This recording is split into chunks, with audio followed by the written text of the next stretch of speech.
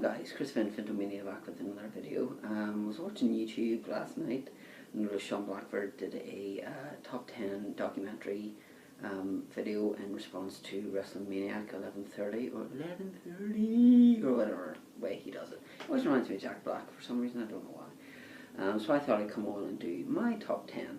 Now WrestleMania did a top 20 which lasted 45 minutes. So I'm hoping not to last that long with my top 10. I was going to say 20 there. But I'll get crack on with them. Honourable mentions do go to The Rise and Fall of ECW is not in my top 10. It was on both theirs. It's not in my top 10. The Life and Times of Mr. Perfect and Ricky the Dragon Steamboat Story and Ultimate Ric Flair Collection as well would be 4. And Triple H The Games, right? That's the 5 honourable mentions. So we'll crack on. Number 10 is the Monday Night War. I really enjoyed watching this, seeing, you know, the different perspective. Obviously with it being a WWE product, obviously it's going to show the WWE side of things, but I really enjoyed seeing how Eric Bischoff did things in WCW and how WWE were trying to counteract that and things like that. You know, like the WCW invasion with DX and then the NWO and what have you, but this for me was just a really awesome documentary. It's one that I really loved watching and can watch time and time again. So number 9 is The Story of Edge. I think as we started progressing in the Blu-ray, the documentary seemed to last a bit longer rather than, you know, like say an hour. You know, like if like a couple of these here last like a good couple of hours, and this is what really hypes me up for the Triple H, the Kingdom Come Blu-ray release, because I think that'll be a 2.5 hour documentary, which I'm really looking forward to watching, and the Mick Foley one as well, which I quite enjoyed too. But the likes of this here, seeing him going from being a wrestling fan, you know, WrestleMania 6, seeing Ultimate Warrior versus Hulk Hogan in his hometown, then progressing through, you know, paying his dues on the road, Christian being with him, then making it in the WWF at the time, getting the tag team belts and becoming the world champion, you know, the Rated R superstar, ultimate opportunist, and things like that. It was just a really good story to see how well he'd come up, and then sadly having to retire, but retiring with that there. You know, so he went out a champion, very much that way, kind of Trish Stratus, and went out a champion as well. Okay, number 8 is Jake the Snake Roberts. Probably one of the most darkest documentaries. Not a very happy story, but obviously Jake's in a different place now, so it would be awesome if, you know, like they were say to re-release this one like they did with the Brock Lesnar one, with how he's progressed, where he is now. Obviously with him maybe going to the Hall of Fame 2014, fingers crossed, because he's one of the guys I would love to see in the Hall of Fame. Hugo Savinovich, the Spanish Announce announcer, obviously used to go out with Jake partying, and, you know, like actually went away from Jake because he was saying, oh Jake, we're going to die, and seeing, you know, Ted DiBiase talking about the snake, how he used to get out of the hotel room and things like that, and to be hunting for the snake and not for all the world in China, not for all the money and or whatever. Would Ted DiBiase do that, or certainly not let him bite it like it did Savage? And you hear that story about that, the story of how he was going to have a run with Ultimate Warrior, and then Ultimate Warrior screwed for money, things like that. But a really good one from one of my favorite superstars, but sadly it didn't meet the top 5. Next up, so this is number 7, is Shawn Michaels, Heartbreak and Triumph. It always seemed to be a case of, like with music, you're either a Blur or Oasis man, and for me growing up it was either you were a Shawn Michaels man or a Bret Hart man. I was Shawn Michaels man, say Mikey Thompson, Bret Hart fan. You know, like he's really big Bret Hart fan, you know, like meeting him at WrestleCon was a great thrill for him, and I hope that at WrestleMania 30 this is a guy that I get to meet, because I'm a big fan of Shawn Michaels. Hearing his high, very much like Randy Orton. Randy Orton was a bit of an ass, you know, like thought he could do whatever he wanted and kind of just progress on through that and be an idiot all his life. And then Shawn's kind of the same way, failing his drugs test and kind of giving an explanation about that, meeting his wife and then finding Jesus Christ and becoming a Christian and just completely changing to who he was. So that there is a really, really good story. Some really good bonus matches on this, like the Royal Rumble 95, I believe, which he won. So yeah, with all these, you always have good matches of theirs. So the next one, number 6, is Eddie Guerrero story, cheating, death, stealing life. I think this means more to me now because Eddie sadly is no longer with us. Hearing his story about, again, like Shawn Michaels, how, you know, like he was a drug addict, and hearing how he crashed his car, flipped his car and flew out of his car and was told that he wouldn't walk again, and 6 months later pushed it and went back to the wrestling ring, and even he said he wasn't ready.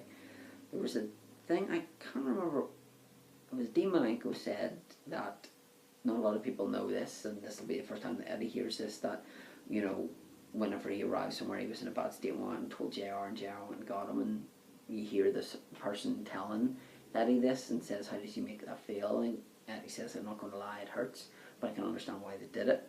And then obviously himself finding the good Lord and changing his life, meeting the love of his life, Vicky, getting a second chance with her, renewing their wedding vows and things, and it was good to see that he was in a good, better place. And you know, like, I'm thankful that he was given that second opportunity. You know, like Vince says, he's very fond of second chances, you know, figuratively speaking, of course. Oh, this one's actually from Mike. So the next one, number 5, is Born of Controversy, the Roddy Piper story. I actually had this higher up, but I actually, at the last minute there now, has just moved down. Piper is one of the greatest talkers. He may not be per se the best wrestler in the world, but my God, Piper can talk the talk. Some of the things he says about Mr. T and, you know, the chains and stuff like that, and you could not get away with that nowadays. Hearing how he had a feud with Hogan, WrestleMania 19, coming back and said like he would have hit Vince because, you know, like, you want to have a match with Vince because there's more money where Vince is concerned than there was with Hogan. You know, and having the Piper's Pit. I don't think it goes into feuding with Mr. America, thankfully. But just like to do with that there as movie career and things like that. But this is one of my favourite DVDs. I think Roddy Piper is brilliant, and I hope again that he's somebody that we'll get to meet next year at WrestleCon, WrestleMania.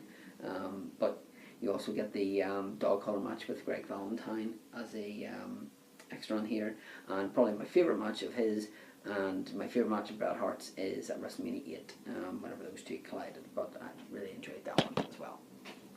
Number 5 is Hulk Still Rules.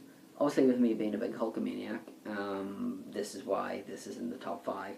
It should be higher, but there's obviously other ones there that just have more depth and things, and I think, you know, if Hogan was still with the WWE, we would have got a longer documentary like we did with the Ric Flair one. But for me, you know, I love the fact that they've done the discs in red and yellow. You hear how he's doing signings and people saying that, you know, you keep me out of gangs, you know, like you were my idol growing up and things like that. Being in the WWF, being a poster boy, so to speak, then going to WCW, kind of like there, turning heel, the whole NWO, and then coming back to WWF, the WrestleMania 18 match with Rock, how that then kick-started the red, white, and yellow coming back. Red, white, and yellow? Red and yellow? Red and yellow coming back and having this match, you know, with Triple H winning the belt and having the match with the Undertaker. But that one there, it's really hard to get now, I think, but that one there was one that as soon as it was announced I wanted to get. Number 4 is the true story of WrestleMania. It's not often you see Vince McMahon cry, you know, and you hear him talk about his dad's presence and stuff when he was in the ring at WrestleMania 3. And the only gripe I have about this is that it flips 2 and 4, so it'll be WrestleMania 3, then it goes WrestleMania 23, then it goes like WrestleMania 6, and then it'll go like WrestleMania 20 or something like that. But it's just a really good documentary. As Shawn says, you know, like, this is a perfect companion if you're going to WrestleMania. You know, it's something that I may put on Monday whenever we're waiting for the travel packages to get us all a bit pumped up. But this for me is just a really, really good set and thoroughly enjoyable one. Number 2 is CM Punk. A great set. Don't get me wrong, it should be number 1 in a lot of people's eyes, but it's not for me because of the gentleman who is next. But for me, this is just great to see how he's come up again, like Edge. You know, like, obviously he's had a more traumatic childhood, living with his best friend and things like that, and then going through the motions, being the wrestler, seeing Ring of Honor mentioned in it, to helping Joey Mercury buying his house and things like that, being on the road, and then the infamous pipe bomb, the Money in the Bank scenario, etc. But if you don't own this one and you're a wrestling fan, then for shame, because this is one of the best sets. But it was sadly beaten by sorry, it's not that one. This is an autobiography, but no. Sadly, it was beaten by this man, Stone Cold Steve Austin.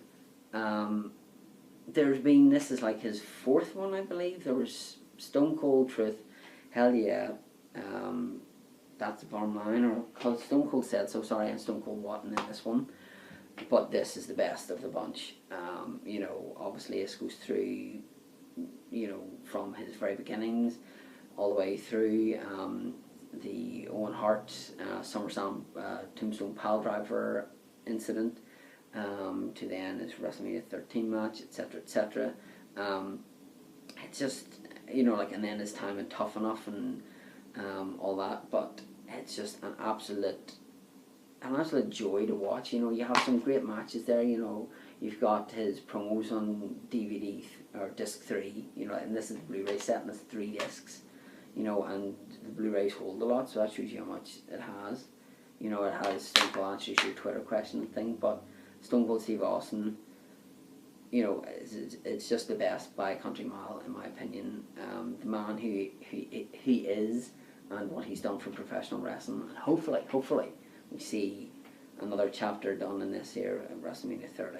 But I just wanted to give my video response to Shawn Blackford and WrestleMania 11:30, so that's my top 10. I know there's some there that should be in it, and I've mentioned them. I was never a big fan of ECW, but I love the documentary. But for me, these are just ones that have the most rewatch value for me. Certainly do your video responses to them or to this video, and let's see what your top 10 documentaries are. But with that being said, I've rambled for 13 minutes now, so I think that'll do. So thank you for watching, and until the next video.